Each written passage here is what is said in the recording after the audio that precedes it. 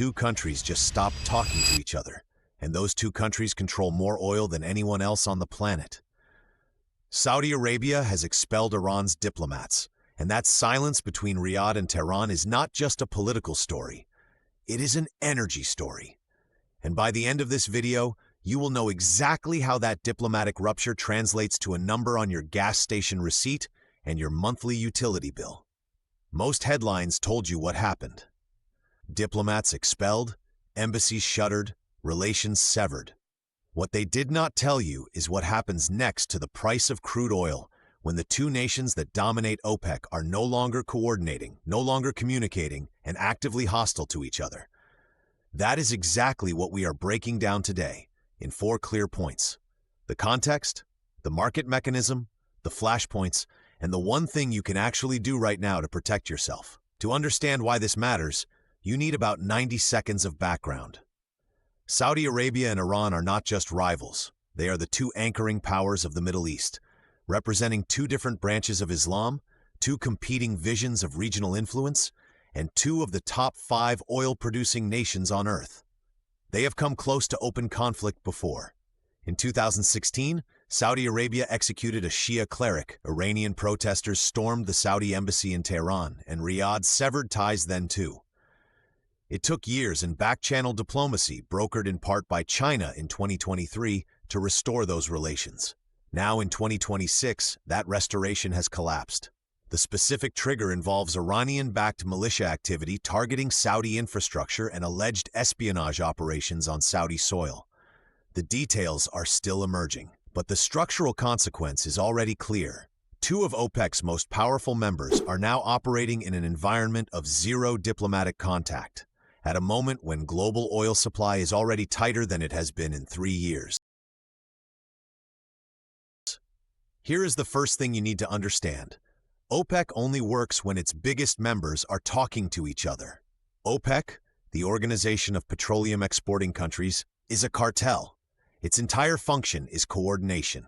Member nations agree on production quotas. They signal to markets, and that collective discipline is what keeps oil prices from going haywire in either direction.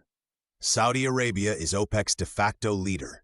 It holds the largest spare production capacity of any country on Earth, meaning it can turn on the taps when supply runs short and calm panicked markets. Iran is a significant OPEC producer too, and more importantly, it is a swing variable. When Iran is destabilized, or when its shipping lanes are threatened, traders immediately price in risk. Now here is the critical insight. When Saudi Arabia and Iran are not communicating, Saudi Arabia loses its ability to predict Iranian behavior.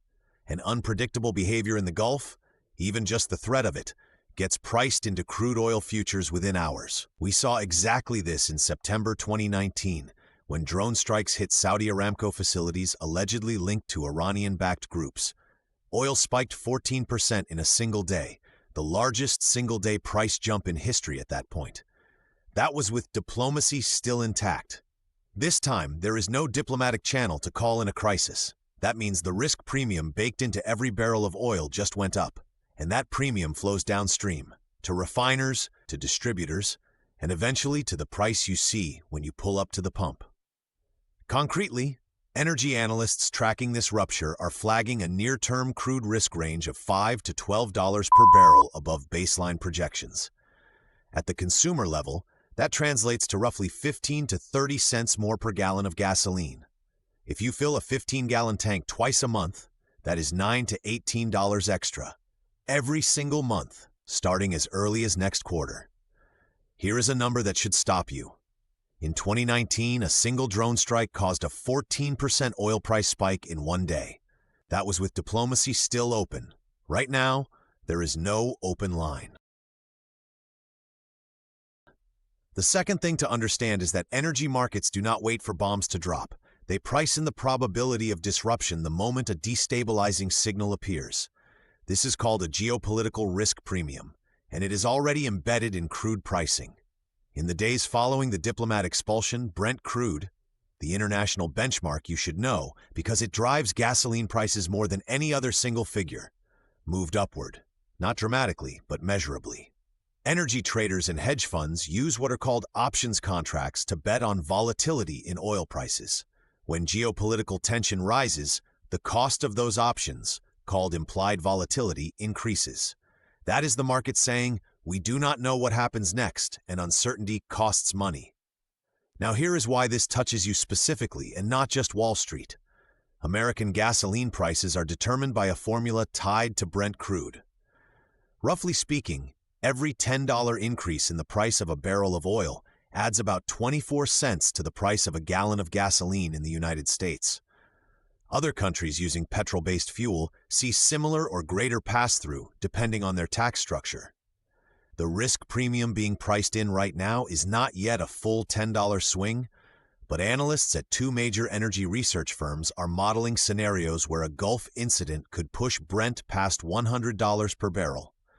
If that happens, and you drive a mid-size car, your monthly fuel cost could increase by $40 to $60 compared to early 2026 baseline prices.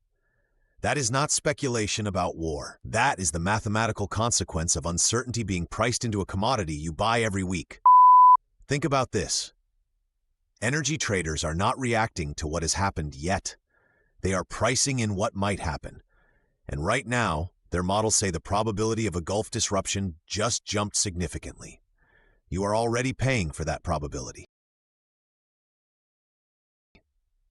The third point is the one that keeps energy security analysts up at night, and it connects directly to a geography lesson that every household in the developed world should know.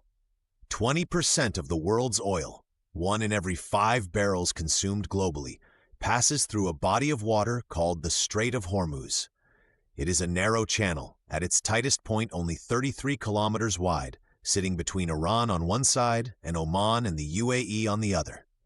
Iran has threatened to close the Strait of Hormuz multiple times during past crises with Saudi Arabia and the United States. It has never fully done so, but even partial disruption, mining, harassment of tankers, blocking commercial shipping, has historically caused immediate oil price spikes. In 2019, tanker attacks in the Gulf of Oman attributed to Iranian-backed operations caused Brent crude to jump 6% in a single session. With diplomacy now severed, the strait becomes a live flashpoint again. Here is the concrete reality. You do not need a shooting war. You need one credible incident in the strait. A seized tanker, a maritime confrontation, a naval standoff, and supply disruption fears will send crude spiking within 24 hours. European countries are especially exposed because their seaborne oil imports route heavily through Gulf shipping lanes. But the United States is not insulated either. Even though American shale production has reduced direct Gulf oil imports, global oil is a single interconnected price system. A Brent crude spike hits American consumers at the pump, regardless of where the physical oil came from. If a significant strait disruption materialized, emergency scenario models from the U.S. Energy Information Administration suggest pump prices could hit levels not seen since 2022, when Americans were paying well over $4.50 per gallon nationally. That is the risk sitting on the table right now. Not because war is inevitable, but because the diplomatic backstop that previously contained these flashpoints has just been removed. Here is the question worth sitting with. If one tanker incident in a 33-kilometer strait can move global oil prices by 6%, what happens when the country that controls that strait just lost its last diplomatic off-ramp? Now here is the part of the video that answers the question you came here with, and it also resolves something set up in the opening. The hook said that silence costs you money. Here is exactly how much, and here is what you can actually do about it. In the near term, the next 60 to 90 days, the risk to your wallet is real but manageable if you act with awareness. Energy analysts currently model a base case of crude staying elevated by $5 to $10 per barrel above pre-expulsion levels, translating to 12 to 24 cents extra per gallon. That is a mild but persistent drain. The stress case, involving a Gulf incident or strait disruption, pushes that to 40 cents or more per gallon, with potential monthly household fuel cost increases of $40 to $60 for average drivers. So what do you actually do? First, if you have flexibility on timing larger purchases that involve fuel or energy costs, A road trip, a vehicle purchase decision, energy-intensive home projects? Watch Brent crude as your leading indicator. When Brent crosses $95 per barrel, that is your signal that pump prices are about to follow within 2 to 3 weeks.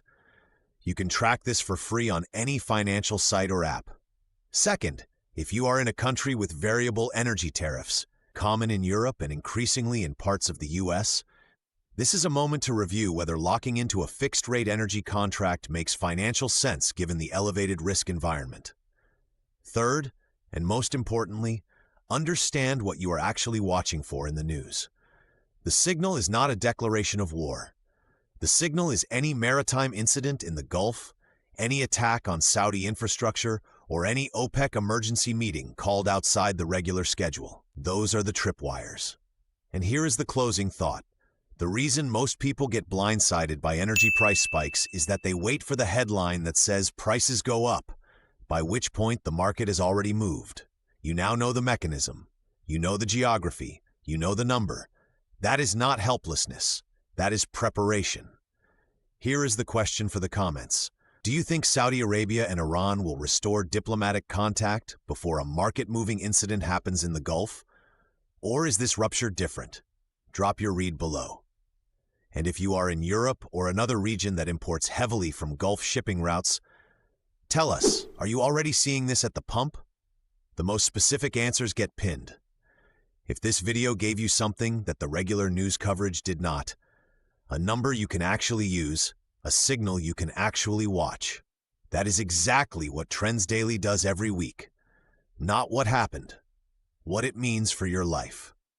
Next, we are breaking down how the Federal Reserve's current rate posture interacts with energy price shocks to hit your mortgage or rent, because those two stories are now colliding in a way most people have not connected yet. Subscribe now and you will get that video the moment it drops. Every video on this channel is built around one question. Something just happened. Here is what it actually means for you. That is the only thing we do. And if that is what you are here for, you are in the right place.